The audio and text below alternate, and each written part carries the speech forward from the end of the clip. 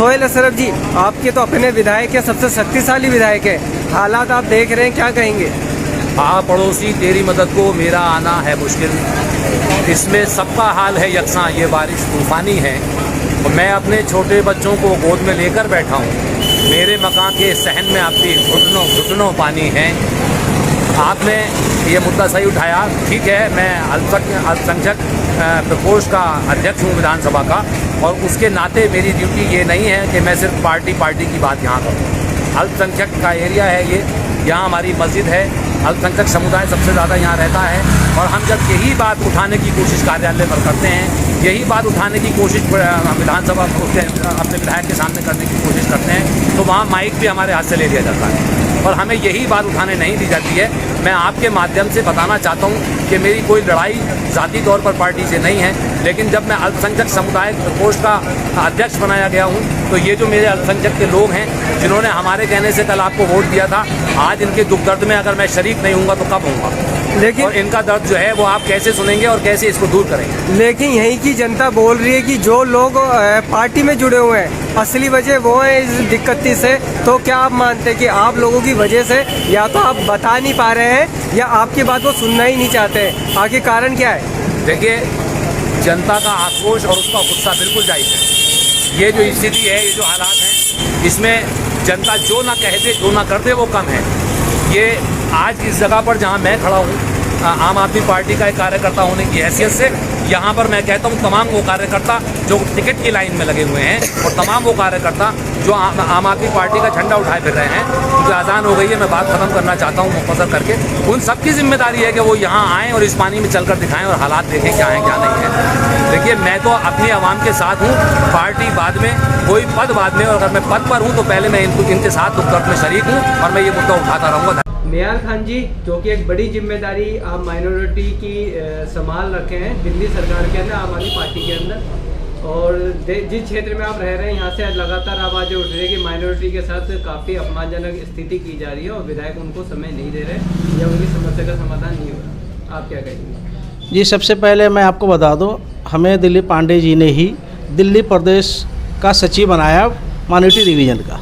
आज से पहले अभी तक इस एरिया में न कांग्रेस न बीजेपी न किसी ने सचिव महासचिव नहीं बनाया था, और ये कहना सरासर का सामने से ही गलत नज़र आ रहा है कि माइनॉरिटी को ये ध्यान नहीं दे रहे हैं। अगर नहीं देते तो हमारे जैसे कार्यकर्ताओं को दिल्ली प्रदेश में कैसे भेज दिया गया? पहली बात।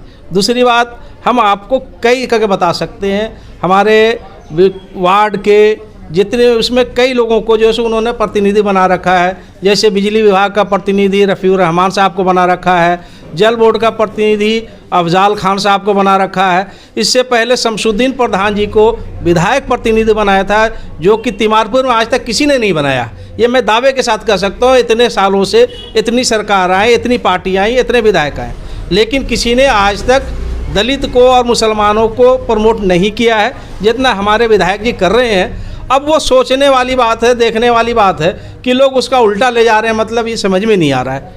लेकिन विधायक प्रतिनिधि जो शमसुद्दीन प्रधान जी की बात करिए, उन्होंने पद भी छोड़ दिया विधायक प्रतिनिधि का, और दूसरे जो सोहेल अशरफ हैं जो आज भी आम आदमी पार्टी के पद पर हैं, वो खुद कह रहे हैं कि पद तो लालच है, मुंह बंद करने की सजा मिल रही है और लोगों पे काम नहीं हो रहा है। देखिए, ऐसा नहीं है, काम करवाने के लिए होता है, काम करवाने वाला होना चाहिए। विधायक जी ने जब पहली बार विधायक बने थे, उसको उन्होंने यही कहा था कि मैं चाहता मेरा हर कार्यकर्ता विधायक बने।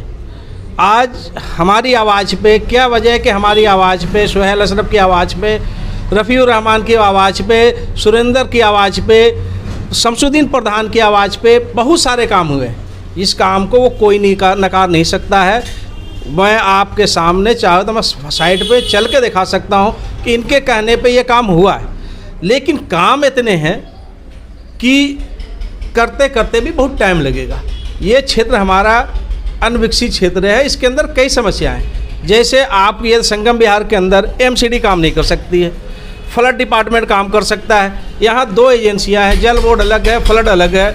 ऊपर से जब से हमारे विधायक जी विधायक बने, जब से हमारी सरकार आई, तो लॉकडाउन पूरी दुनिया परेशान है। उस परेशानी के अंदर भी हम लोगों ने रात में काम कराए हैं, चोरी छिपे भी काम कराए हैं, सरकार के आउट ऑफ टर्न जाके भी काम कराए हैं। कई चीज़ें जो है, कई गलियां हैं वो आपको रिपोर्ट के साथ दे सकते हैं। बाकी दिक्कतें तो पूरे हिंदुस्तान में इस टाइम है। जिस समस्या को लेके वो खिलाफत कर रहे हैं वो जैन में काफ़ी पुरानी समस्या है। गली नंबर 9 गाँव वजीराबाद, आगे लोग बहुत परेशान हैं, पानी लबालब सड़कों पे भरा पड़ा है, इतनी ठंड में इतने गंदे पानी से लोग गुजर रहे हैं, तो समस्या का हल क्यों नहीं हो पा रहा? देखिए, समस्या है, मानते हैं हम भी इस बात को कि समस्या है, लेकिन समस्या को पैदा भी हमने किया है। नाले भी बने हुए थे, उस नाले को जाम कर दिया गया। अब सरकार ने उस नाले को टेंडर में प्रक्रिया में टाइम लगता है, उस नाले को बनाया है। हमारे विधायक ने इतना फंड लाया है जितना जो है पूरी दिल्ली में फंड नहीं है। ये बात आपके हाथ में, आपके साथ है। इससे पिछले विधायक भी हमारे जो पंकज पुष्कर जी थे, उन्होंने भी फंड लाया, वो फंड भी यूज़ हो रहा है। हमारे विधायक जी ने केवल जितना पूरे विधानसभा को मिलता है उतना 9 नंबर के लिए फंड दिया। लेकिन क्या है कि बदकिस्मती कहिए हमारी, या टाइम ख़राब है जिसकी वजह से काम नहीं हो पा रहा है। कभी लॉकडाउन लग जाता है, कभी एनजीटी का रोक लगा देता है, तो इस चीज़ को करते करते टाइम तो लग रहे हैं। सरकारी काम में ऐसे भी टाइम लगते हैं। हमारे पूरे जोर हैं, पूरे डंडे हैं, और हम आपको ये भरोसा दे रहे हैं विधायक जी की तरफ से कि कोई ऐसी गली नहीं होगी, कोई ऐसी नाली नहीं होगी जो कि पक्की ना हो। पूरे रोड बनेंगे। अब टाइम तो लगते हैं भाई साहब, उसके अंदर देखिए हम तो माफ़ी मांग सकते हैं, हमारी जनता है, हम भी इसमें रह रहे हैं, लेकिन कहीं से हम लोगों की तरफ से कोई दिक्कत हो तो ये हमें बताया जाए। निगम चुनाव बिल्कुल सर पर हैं, बहुत सारे प्रत्याशी अपनी दावेदारी ठोक रहे हैं, आपका क्या विचार है कि आप भी इस रेस में हैं दावेदारी में? नहीं, हमने विधायक जी से पहले भी कह रखा है कि हम लोगों को इलेक्शन नहीं लड़ना है, हम आपके साथ हैं, आपकी टीम के साथ हैं। हमें केवल काम चाहिए, हमारे लोगों को काम चाहिए। हमारे विधानसभा में केवल और केवल आप काम करा दीजिए, और जिसका उन्होंने हमें भरोसा दिया है।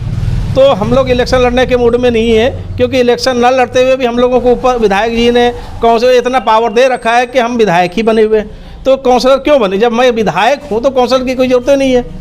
तो बहुत सारे भावी प्रत्याशियों के चेहरे हैं आपके सामने इस समय जो आम आदमी पार्टी तिमापुर वार्ड से चुनाव लड़ना चाहते हैं, आप किसको योग्य समझते हैं? क्या कुछ के नाम बताएंगे? देखिए, इसके अंदर अभी कई लोग चल रहे हैं। नरेंद्र चौधरी भाई भी चल रहे हैं, योगेंद्र लाला भी चल रहे हैं, गौरव त्यागी भी चल रहे हैं, प्रमीला गुप्ता जी भी चल रहे हैं। और इसके अंदर क्या है, विधायक जी ने भी ये कह रहा है जितनी जो मेहनत करेगा हम उसे देंगे टिकट। उनका जो है सो का नंबर आएगा, ऐसा कुछ नहीं है। हम किसी का मुंह देख के नहीं देंगे। जो अच्छा योग्य होगा, जिसको क्षेत्र की जनता चाहेगी, वही करके जो सो काउंसिलर की टिकट उसे मिलेगी।